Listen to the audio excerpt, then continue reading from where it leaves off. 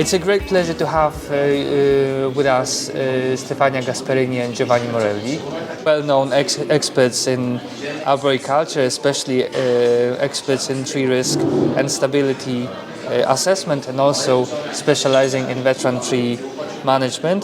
Stefania has a huge contribution as the president of the European Arboricultural Council, and her work with the Progetto 400 is also really important. And Giovanni Morelli is owner of Progetto Verde and is a chartered expert, professional specialized in arboriculture and urban forestry.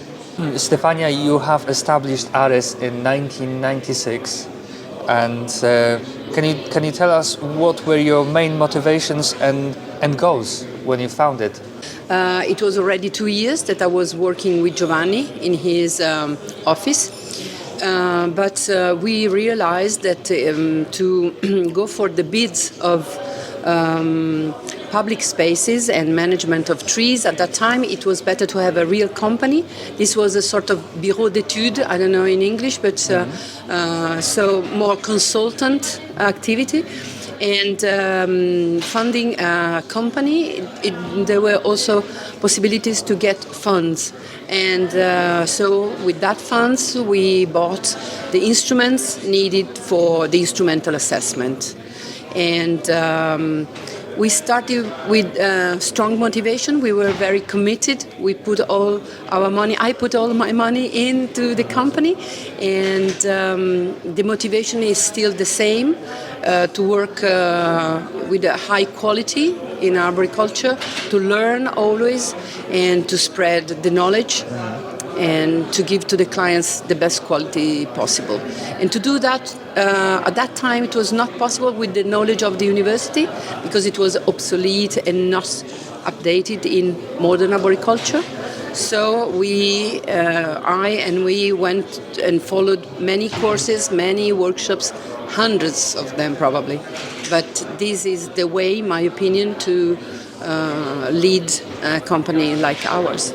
And before that, were you always interested in trees and investigation of trees? At that time there was not arboriculture, there was agriculture. But there were 26 different possibilities of projects. And I followed wooden plants, so it was trees, and tree production. So some ways I was already oriented on the tree world. It's interesting because the way you describe how AR.ES was established, it's similar to what some of the companies now are established. There are also grants. They are also looking for ways to know more about trees.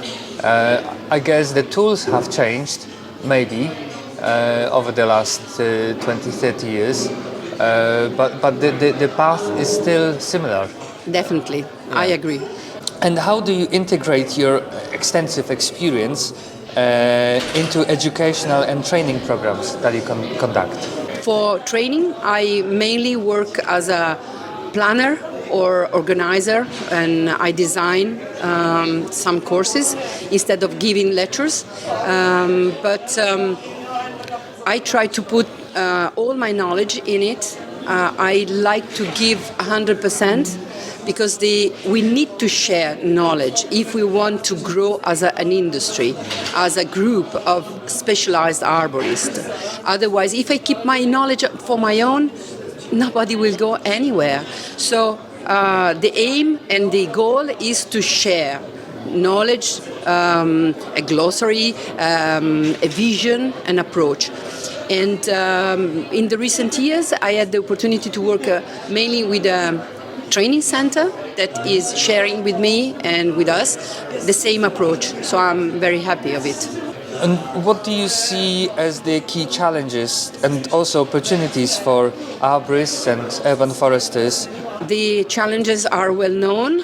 The climate changes are running much faster than what the scientists told us years ago. So the challenge is that we are not able at the moment to have a shared knowledge and high quality among the arborists. And this was the challenge until 3-4 years ago. Pandemic, in my opinion, and in Italy, was a milestone, a big change, a different moment started, because after the pandemic, politicians and common people realized that green areas and trees were so important that they asked for them. And so a lot of money immediately went to the industry. But as the quality was low, we, in my personal opinion, we wasted a lot of money and we wasted a lot of opportunities. So now, instead of planting trees and not take care or enough care of them, and so they died, thousands and thousands of trees died in Italy, for example, with these programs very recently.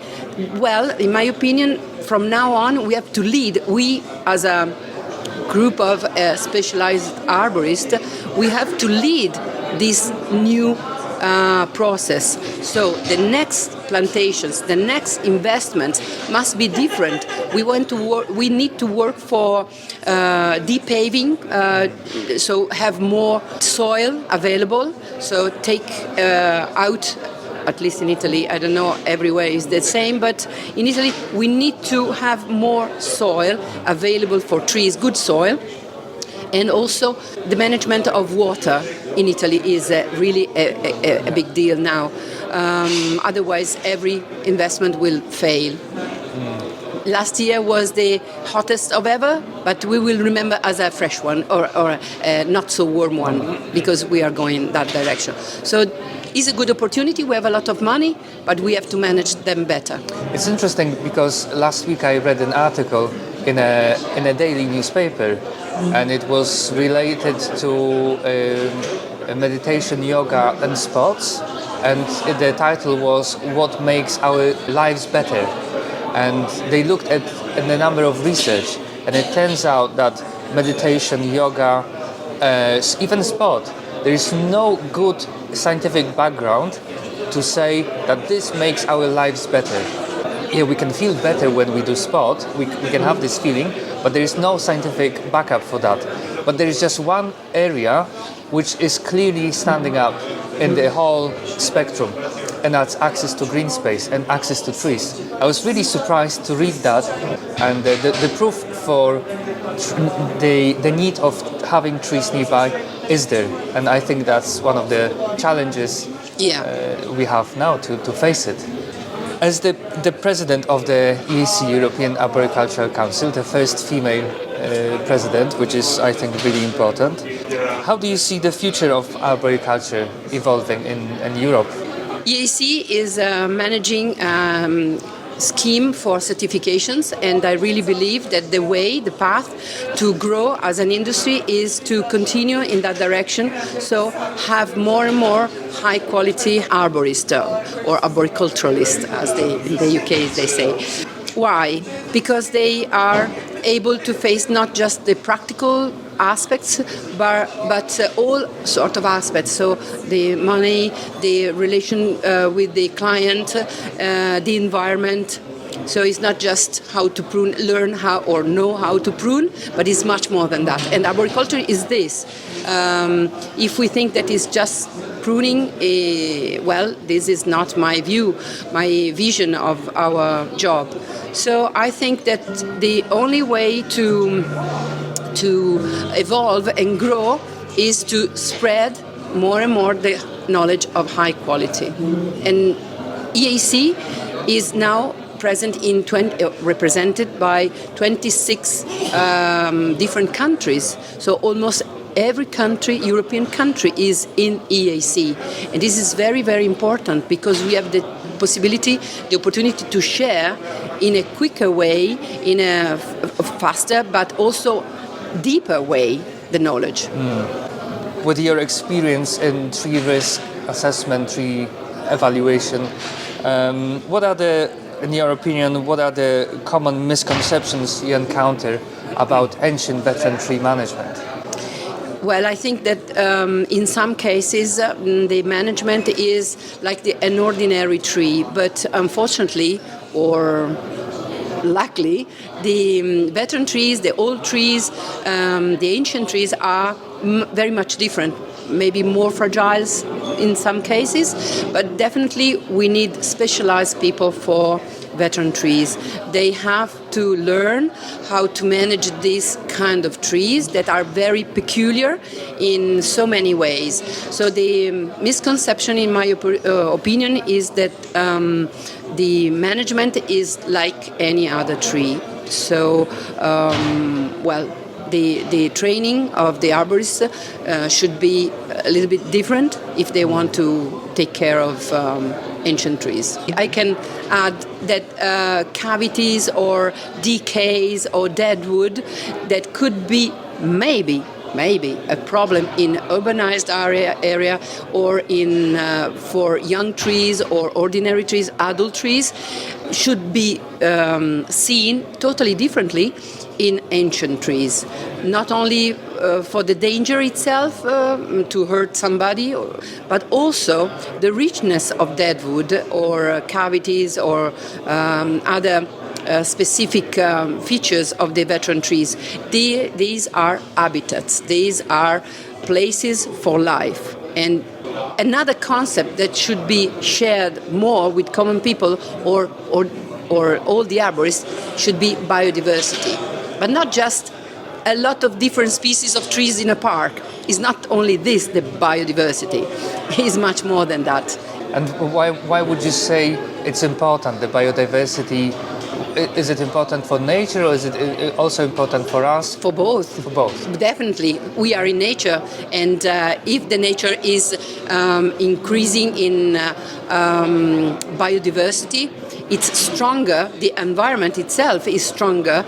We all know that if you have a very poor diversity in a park and a new pest, a new insect, it's not a pest actually, it's just a new being is coming, it could change the balance of that area very significantly. But if there is a high biodiversity, this will be accepted much better and the balance will be kept. So I think it explains the terms of conservation arboriculture, yes. The approach to veteran trees. Definitely. Even a dead tree is an important tree. Yeah, the concept of death, again, is an animal view, because we go in one direction, from birth to death.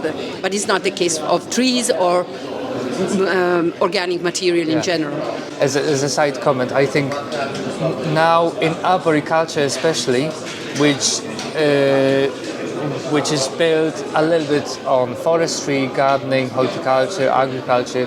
It takes all the information from different fields, and I think one of the challenges is to find the right names, is to find how do we name different things, different processes, and I think it's one of the things and the processes that we are going through now, and creating European arboricultural standards.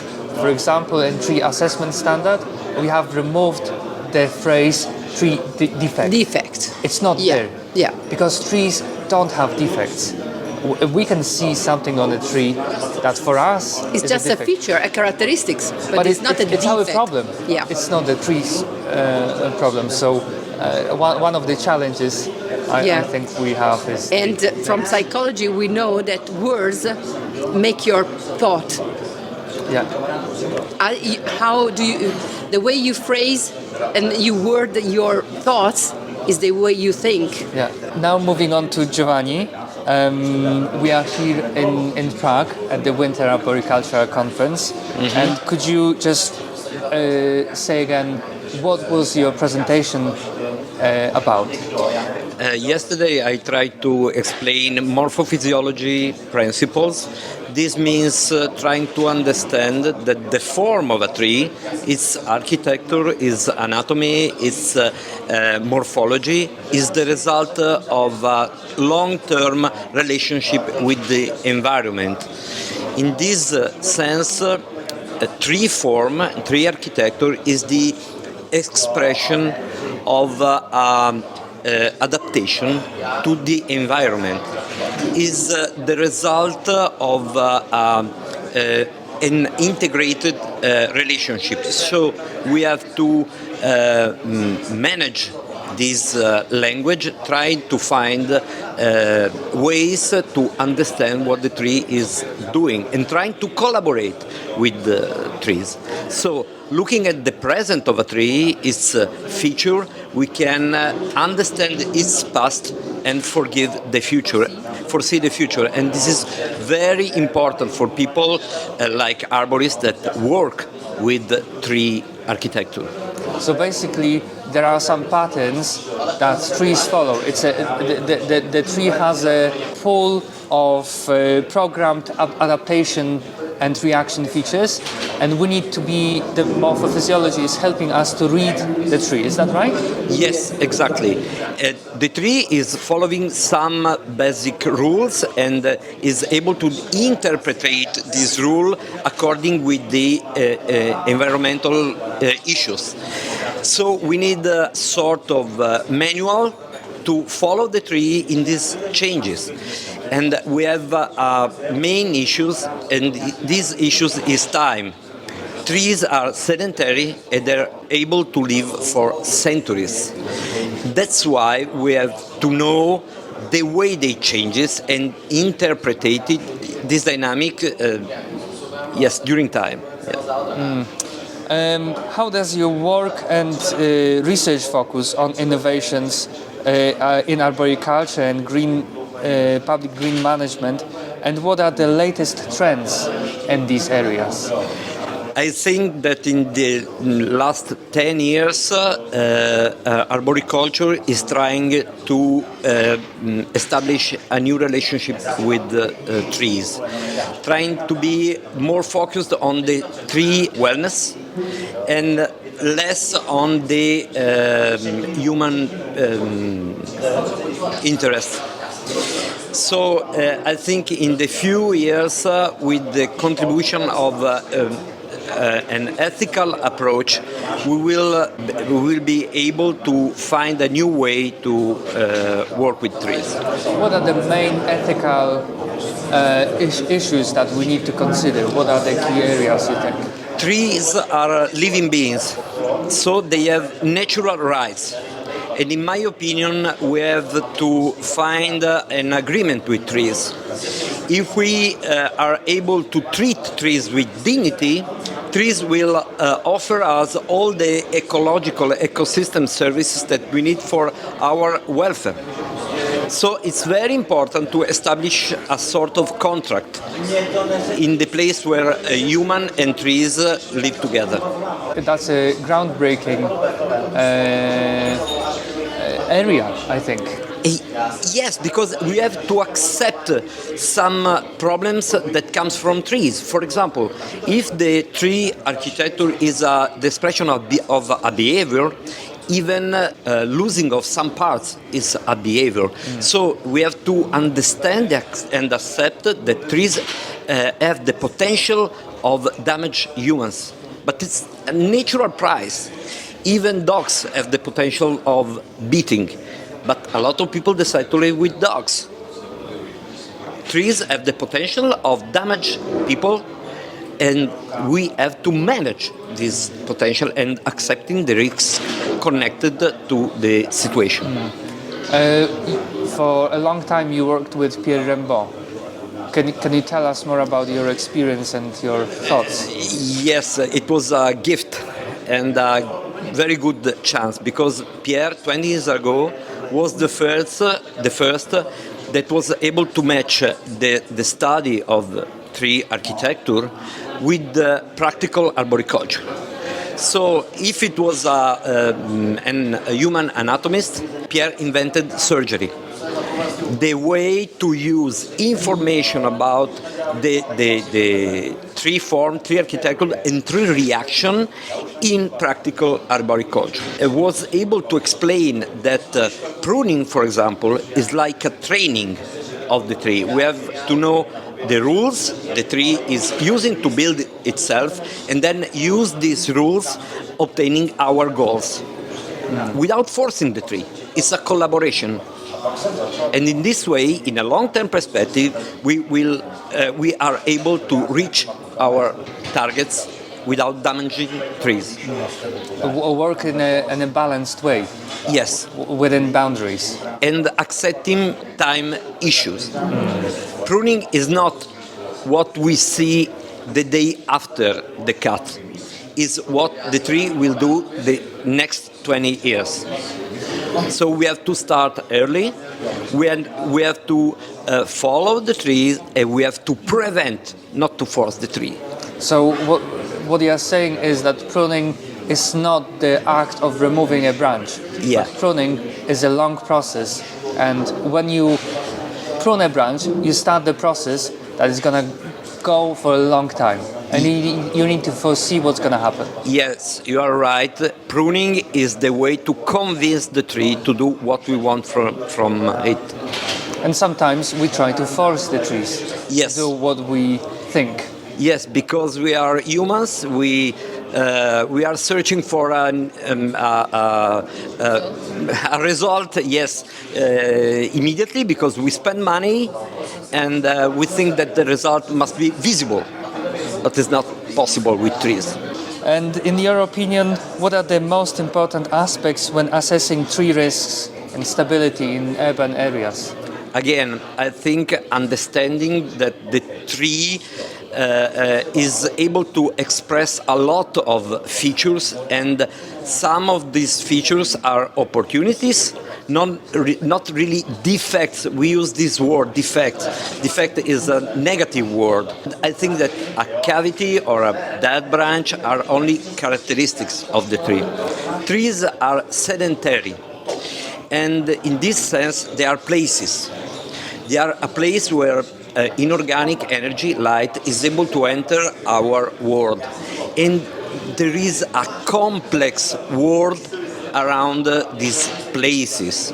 So we have to respect and understand that sometimes these places are dangerous for humans. Because in these places, some dynamics, natural dynamics, are fundamental for not human welfare, but for all our environment welfare. So we have to accept a minimum level of risk, because the advantages that we can have from this agreement with trees are extreme, much more, yeah. And you've been involved in arboriculture for over 2 decades. And have you observed any changes over the last years? It's hard to answer this question. I would say yes, because I saw that the knowledge is increasing, but at the same time, the arboricultural world is dividing in a very high level of professionals and a very low level of professional or people that work with trees that are interested only in obtaining very quick result with trees without any understanding. So we have to match together these two parts in arboriculture world and find a medium level of shared quality. Yeah.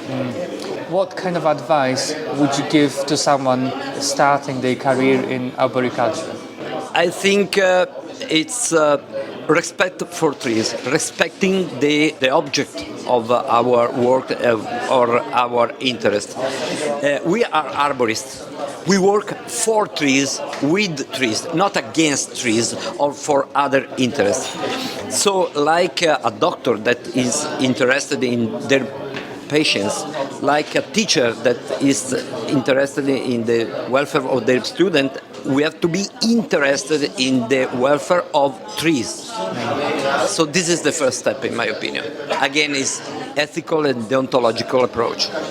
That's, I think, one of the key aspects, to have respect to the object you work with and for. Thank you so much for all your wonderful answers. Thank you. Thank you to you.